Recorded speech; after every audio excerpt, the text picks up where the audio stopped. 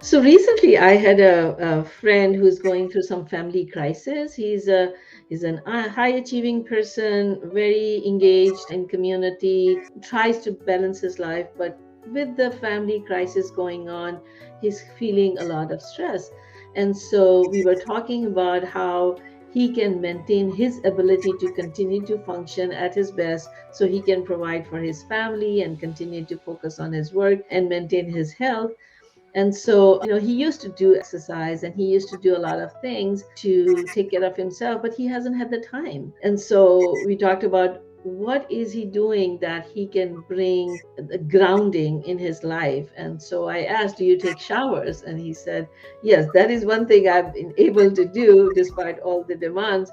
And so I said, okay, so then you can use the shower as your activity for becoming mindful and present in the moment so you can ground yourself and maintain your ability to continue to work.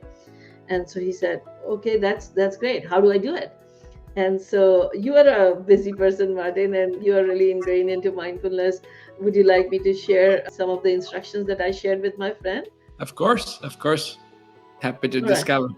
Yeah, yeah, I think that's something everybody can apply. And let me, before I go into further detail, let me just kind of revise what is the definition of mindfulness. So, mindfulness means moment to moment awareness, intentionally and non judgmentally.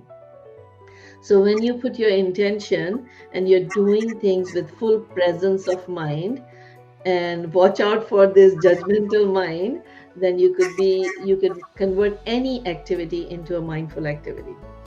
So when you want to change your shower into a mindful shower, what are the things you can focus on? So number one, you want to put the intention. So you make an intention that I'm going to be present in this process, because many times when you go into the shower, half of the time, me too, half of the time I don't even know if I did I shampoo or not, because my mind was doing somewhere else as soon as I entered.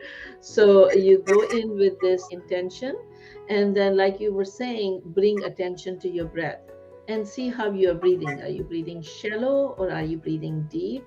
And you don't even have to change your breathing, but just kind of become aware of the breath, because that becomes your anchor. The second thing, you can become aware of your surroundings. So utilize all your senses. See what you see, like, notice the shower room, and then notice the light, notice everything that is around you. See what you see, hear what you hear, smell what you smell.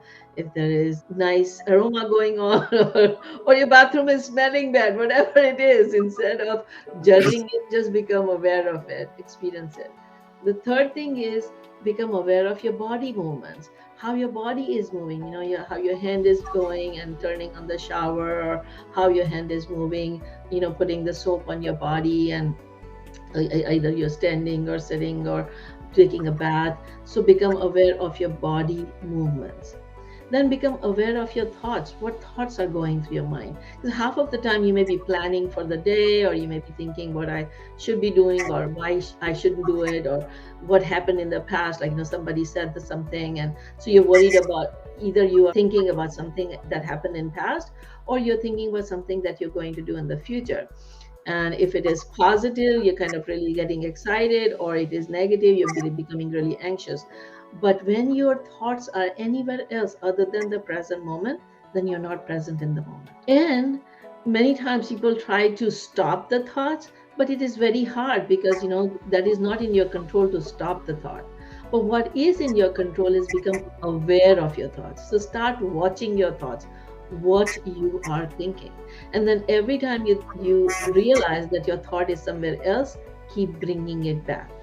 Every time you realize that you're thinking about, paying that bill or calling this person and doing this thing, to say, okay, I'll take care of it when it's time. Let me focus on this moment, and keep bringing. And that process of bringing the thought in the present moment by itself is training your brain.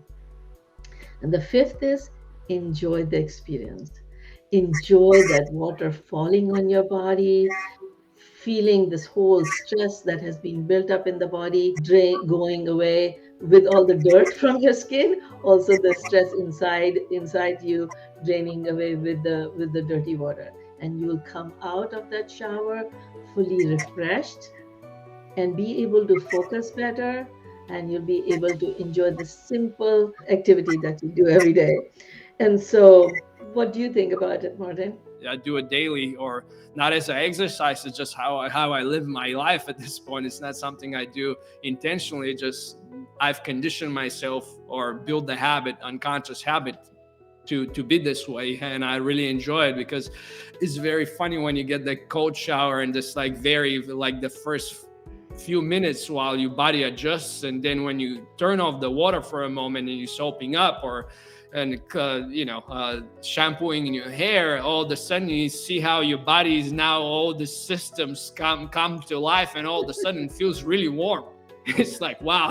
Like, the body, all the cells are like, wow, we need to start getting into work and like wiring up because we might be even getting colder. So it's like just being in the present moment. It allows you to see what really your body is doing, how it's functioning, how its physiology is really designed by evolution in this like magical way to operate in this world. It's absolutely great. I highly recommend, or I practice it myself without even knowing that I was Yeah, doing yeah. mindful showers. I'm glad that you are practicing, and a lot of people are some practicing from time to time, and sometimes when, especially when there's a high stressful time and your mind gets really engaged, people forget. So having these reminders to kind of anchor yourself really helps. And I'm a practitioner, and I practice from time to time, or I try to practice most of the time. But many times when I'm in the stressful phase, I forget, and then I realized, oh my God, I've been like really going on autopilot. So just kind of having some anchors where I kind of try to bring myself back really is helpful. So let me just kind of leave the audience with this message: try to bring mindfulness in each activity of your life. And if you're having difficulty, pick one simple technique that you can bring your whole focus, and you would start seeing the benefit both mentally and physically. On that note, stay safe, happy, and healthy. Until next time, Dr. Rozina.